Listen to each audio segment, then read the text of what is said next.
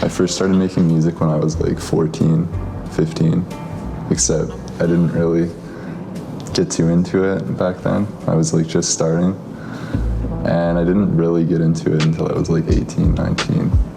What got me into it was all I really did was like play video games and listen to beats, and then I started finding out like just hip-hop instrumentals, and then I found out about Flying Lotus and Jay Dilla and Sam I Am and like all the Brain Feeder dudes and the Stone's Throw dudes. It was just like so different from like everything and like anything else that I had heard. Like Sam I Am was sampling like video games and stuff, and I'd never heard hip hop that had like with video game samples in it before. I thought that was pretty cool. That was like the first time I ever really heard music that didn't need vocals on it, and then I wanted to like just start trying to do the same thing, because it's like all I was doing was playing video games and listening to music, so I guess it just kind of happened that I wanted to try it. You notice like improvements in your music, except like not right away. Like it just, basically time will do you well. That's all there really is to it. Like some days you'll wake up and you won't want to make music or like listen to music or want anything to do with it for a while, and like that's totally okay. It's okay to like take a break and like refresh. Like your ears will always need like a break.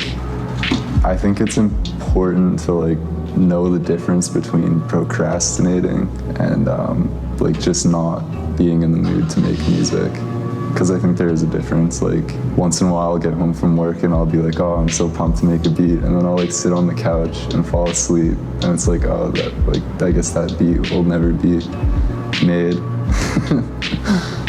Yeah, another thing to think about is like every second that you're not making music, there's somebody else making the same, like similar music to you, and they're getting better than you are.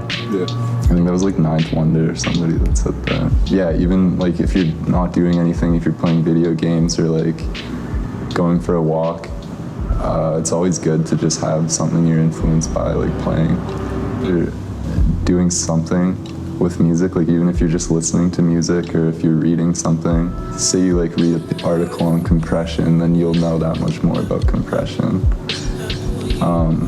It's just about like spending your time wisely, I guess. It's like a waste of time to worry about like being good at something or not, because it's like there's no such thing really. You either know more than somebody or you know less than somebody, and you can always learn more.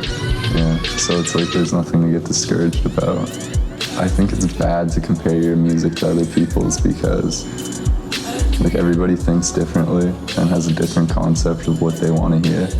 And if you're making music, it's because you're trying to make something that doesn't exist yet. Like if you start making music and you're like, I'm gonna make music because I want to sound exactly like somebody else, that's kind of like, what's the point? I think there's like way too much music in the world to be sitting there listening to your own music all the time. I mean, even if you make something and everybody thinks it's shit, you still made something that nobody else made. So it's something to be proud of. Lots of people that like have no experience with music probably like to think like, oh, I could do better than this, except you're the one doing it, not them. Yeah. So, unless somebody's bigger than you and you think that their music's better than yours, then they can't say shit. Yeah.